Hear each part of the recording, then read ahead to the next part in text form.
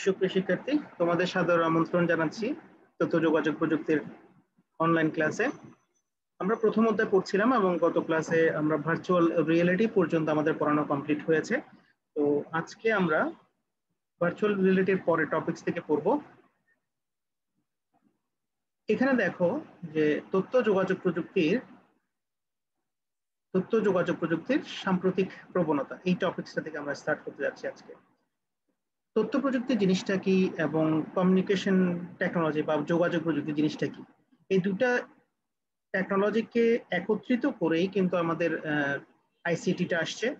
তথ্য প্রযুক্তি হচ্ছে যে প্রযুক্তির মাধ্যমে তথ্য সংগ্রহ, এর সত্যতা ও বৈধতা যাচাই, যেন হচ্ছে সংরক্ষণ, প্রক্রিয়াকরণ, আধুনিকীকরণ, পরিবহন, বিতরণ এবং ব্যবস্থাপনা করা হয়, তাকে আমরা বলছি তথ্য প্রযুক্তি বা ইনফরমেশন টেকনোলজি। তো এটাকে আমরা সংক্ষেপে কি বলছি? আইটি বলছি। কেমন? তো এক কথায় ইনফরমেশন সিস্টেম বা তথ্য ব্যবস্থাপনার সাথে সংশ্লিষ্ট প্রযুক্তিকে আমরা বলছি তথ্য প্রযুক্তি। কম্পিউটার নির্ভর ইনফরমেশন টেকনোলজির উপাদানগুলো হচ্ছে হার্ডওয়্যার, কম্পিউটার সংশ্লিষ্ট যন্ত্রপাতি, তারপর হচ্ছে প্রোগ্রাম সমূহ বা সফটওয়্যার, দেন হচ্ছে হিউম্যানওয়্যার, কম্পিউটার সংশ্লিষ্ট ব্যক্তিবর্গ, ডেটা, ইনফরমেশন, নেটওয়ার্ক, মিডিয়া, যোগাযোগ মাধ্যম, প্রসিডিওর বা কার্যপদ্ধতি ইত্যাদি।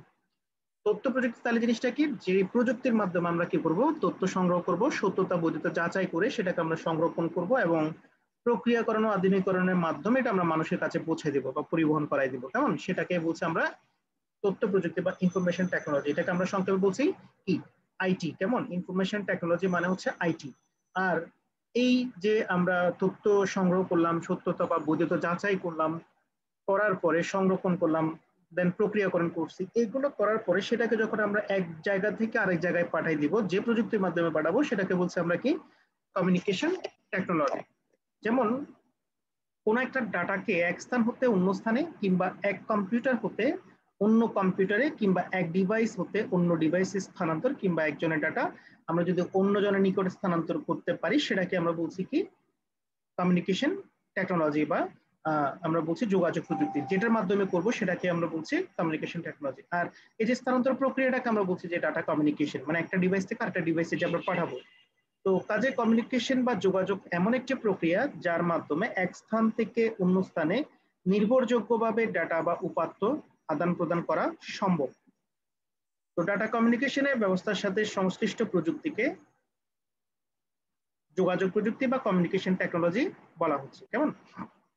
তো এই যে আমরা কমিউনিকেশন টেকনোলজিটা আছে, সেটা আবার তিনটা জিনিসের উপর ডিপেন্ড করে। একটা হচ্ছে ডেলিভারির উপরে, একটা অ্যাকিউরেসির উপরে, একটা টাইম লাইনসের উপরে। তো ডেলিভারি জিনিসটা কি? এটা হচ্ছে যে আমরা সঠিক প্রান্তে ডাটাটাকে কি করব?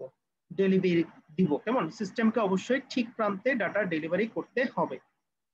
অ্যাকিউরেসিটা হচ্ছে সিস্টেমকে অবশ্যই সঠিকভাবে ডাটা ডেলিভারি করতে হবে। সিস্টেমকে অবশ্যই সঠিকভাবে ডাটা ডেলিভারি করতে হবে। আর নির্ধারিত সময়ের মধ্যে ডাটাটা ডেলিভারি করতে হবে, সেটাকে আমরা বলছি টাইম লাইনস। ঠিক আছে?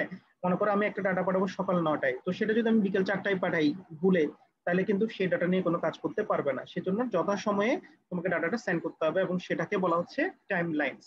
তো সঠিকভাবে বলতে বোঝানো হচ্ছে এটা আমরা লিগেল ওয়েতে ডাটাগুলো পাঠাবো, ইলিগেল কোনো ওয়েতে ডাটা পাঠাবো না। আর সঠিক প্রান্তে মনে করো এরকম যে তুমি তোমার ফ্রেন্ডকে একটা মেসেজ পাঠাচ্ছ, কিন্তু সেটা ভুলে তোমার বাবার কাছে পৌঁছে গেল, তাহলে কিন্তু ওই ফ্রেন্ডের সাথে যে কনভারসেশন সেটা বাবার কাছে চলে গেলে হয়তো বাবা আহ, এটা যদি একটু পার্সোনালাইজড হয় তাহলে কিন্তু তোমাকে বকাঝকা করতে পারে। ঠিক আছে? তো সেই জন্য বলা হচ্ছে যে সিস্টেমকে অবশ্যই ঠিক প্রান্তে ডাটা ডেলিভারি করতে হবে। তো এখানে একটু আমরা দেখব যে তথ্য যোগাযোগ প্রযুক্তির কিছু সম্পর্ক আছে। যে যেমন দেখো যে আইটিটা এবং সিটিএ দুইটা যুক্ত হয়ে কি আসছে? তথ্য যোগাযোগ প্রযুক্তি বা আইসিটি। ঠিক আছে? তো এই জিনিসগুলো একটু পড়বেন স্যার আপনারা সবাই। এই তথ্য যোগাযোগ প্রযুক্তিকে কয়টি ভাগে ভাগ করা হয়েছে? কম্পিউটিং এবং ইনফরমেশন সিস্টেম। তিনটা হচ্ছে কম্পিউটিং সহ সকল ধরনের ইলেকট্রনিক ডাটা প্রসেসিং, যেখানে কৃত্রিম বুদ্ধিমত্তা ও এক্সপার্ট সিস্টেমের ইত্যাদি ব্যবহার করা হয়।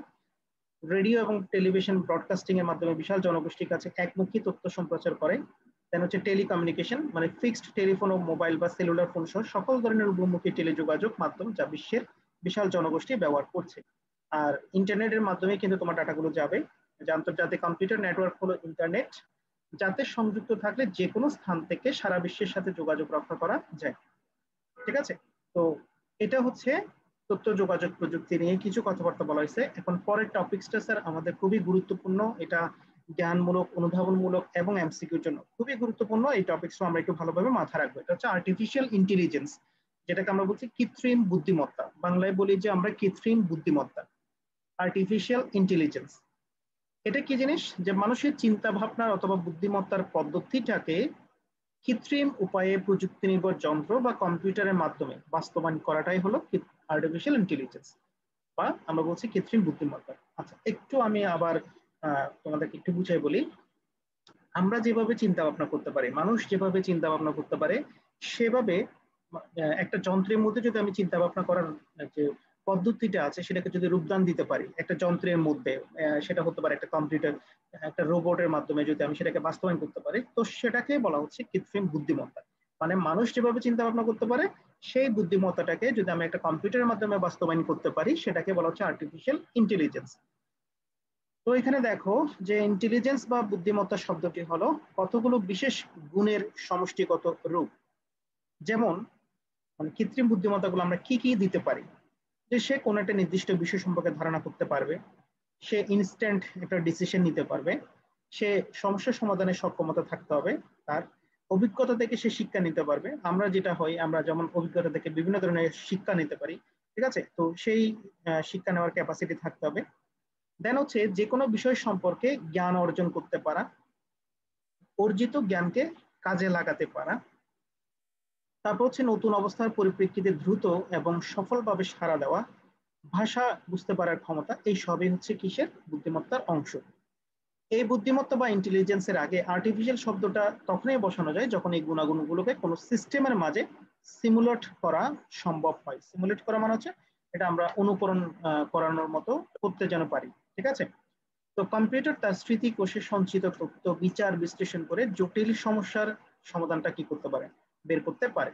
তো এখানে একটা গুরুত্বপূর্ণ এমসিকিউর জন্য ইয়াটা আছে, সেটা হচ্ছে আর্টিফিশিয়াল ইন্টেলিজেন্সের জনকের নাম কি? আর্টিফিশিয়াল ইন্টেলিজেন্সের জনকের নাম হচ্ছে অ্যালান টুরিং। তার নাম হচ্ছে কি? Alan Turing. তার করা টুরিং টেস্ট আর্টিফিশিয়াল ইন্টেলিজেন্সের ভিত্তি স্থাপন করে।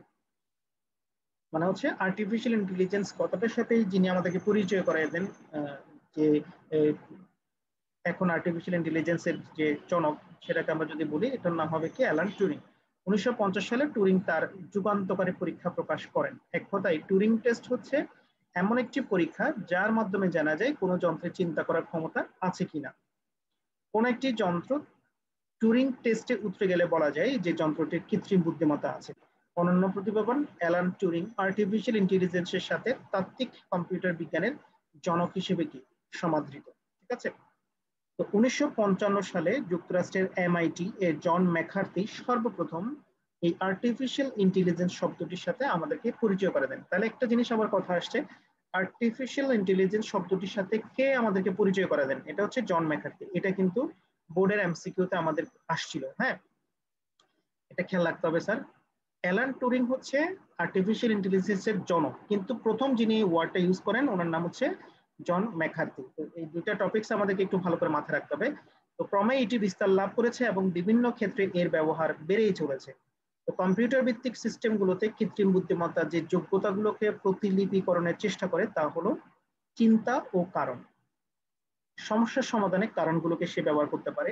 দেন হচ্ছে অভিজ্ঞতা থেকে শেখা বা বোঝা, জ্ঞান অর্জন ও প্রয়োগ করা, সৃষ্টিশীলতা, কল্পনা শক্তির প্রদর্শন, জটিল ধাঁধাময় পরিস্থিতিগুলোর সাথে কাজ করা, নতুন পরিস্থিতিগুলোতে দ্রুত সাফল্যজনকভাবে সাড়া প্রদান, কোন পরিস্থিতিতে উপাদানগুলো সম্পর্কে গুরুত্বকে শনাক্ত করা। মানে হচ্ছে এই জিনিসগুলোই হচ্ছে কৃত্রিম বুদ্ধিমত্তার জন্য মেইন ফ্যাক্ট।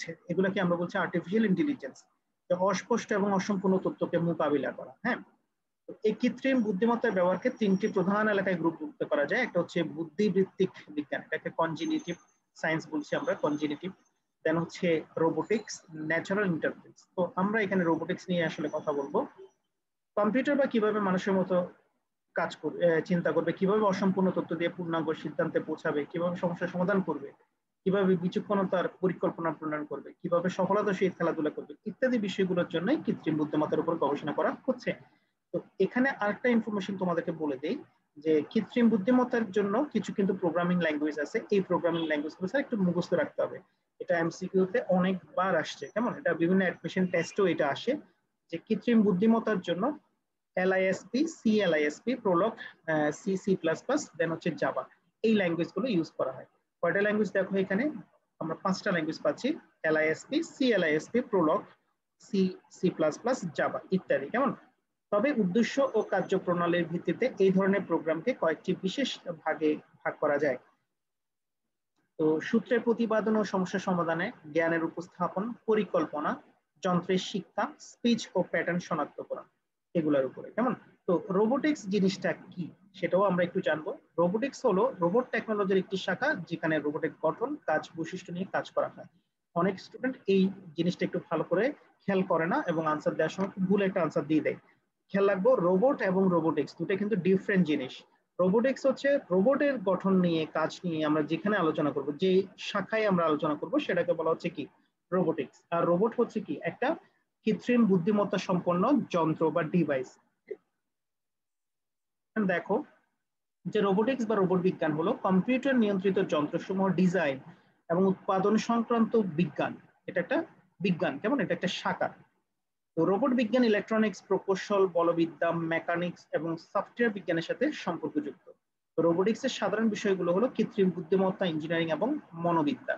এখান থেকে বেশ কিছু ইনফরমেশন তোমাদেরকে একটু মাথায় রাখতে হবে। যেমন রোবট শব্দটি মূলত এসেছে কোত্থেকে? এটা একটা স্লাভিক শব্দ, রোবোটা হতে আসছে, যার অর্থ হচ্ছে কি শ্রমিক, কেমন? রোবট শব্দটি মূলত এসেছে কোত্থেকে? স্লাভিক শব্দ রোবোটা হতে, যার অর্থ হলো যে শ্রমিক। জাপানে মুরাতা কোম্পানির মুরাতা বয়, হোন্ডা কোম্পানির এসিমো, সনি কর্পোরেশন হাইবো, এগুলো হচ্ছে মানুষের মতো কাজ করে। তো এগুলো একটু মাথায় রাখতে হবে। আর এখানে রোবটের কিছু বৈশিষ্ট্য আছে, কিছু অংশ আছে, সেগুলো সম্পর্কে জানতে হবে স্যার। একটা রোবট চালাইতে হলে অবশ্যই তোমার কি লাগবে? একটা পাওয়ার সিস্টেম থাকতে হবে, ঠিক আছে? পাশে আসলে একটু প্রবলেম হচ্ছে সাউন্ডের। তো একটা রোবট চালনা করার জন্য অবশ্যই পাওয়ার সিস্টেম লাগবে। এই পাওয়ার সিস্টেমটা ল্যাড অ্যাসিড দিয়ে তৈরি। তারপর তার একটা কি থাকতে হবে? মুভেবল বডি থাকতে হবে। তার ইলেকট্রিক সার্কিট থাকতে হবে, যেখান থেকে সে কি করবে? তার রোবটকে বিদ্যুৎ সংযোগ প্রদান করবে। তার একটা মস্তিষ্ক বা কম্পিউটার থাকবে, কেমন? রোবটের মস্তিষ্ক, রোবটের রোবটের মস্তিষ্ক রোবটকে কি করে? নিয়ন্ত্রণ করে। আর অ্যাকচুয়েটর জিনিসটা হচ্ছে রোবটের যে হাত পা নাড়াচাড়া করতে পারে। আমরা যে হাত পা নাড়াচাড়া করি, তো হাত পা নাড়াচাড়া করার জন্য তার কিছু মোটর আছে, সেই মোটর গুলোকে বলা হয় অ্যাকচুয়েটর।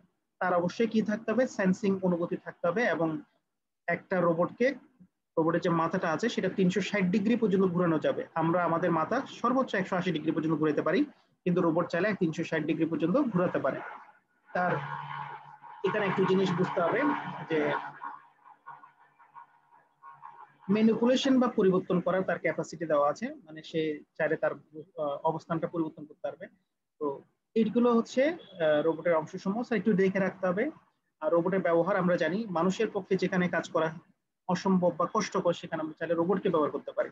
যে বিভিন্ন শিল্প কারখানায় যেসব জিনিসপত্র মানুষের পক্ষে উঠানামা এবং স্থাপনের জন্য কঠিন, সেসব ক্ষেত্রে আমরা রোবট ব্যবহার করতে পারি, কেমন? এই জিনিসগুলো আমরা একটু করে নিব এতটুকু পর্যন্ত। আমরা নেক্সট ক্লাসে ক্লাস সার্জারিটা করবো, ঠিক আছে? সুবিধা অসুবিধাগুলো একদম খুবই সহজ, তোমরা নিজেরা করে নিতে পারবো, ঠিক আছে? তো আজকে এতটুকুই রাখছি, আমরা পরবর্তী ক্লাসে আমন্ত্রণ জানিয়ে সবাইকে ধন্যবাদ।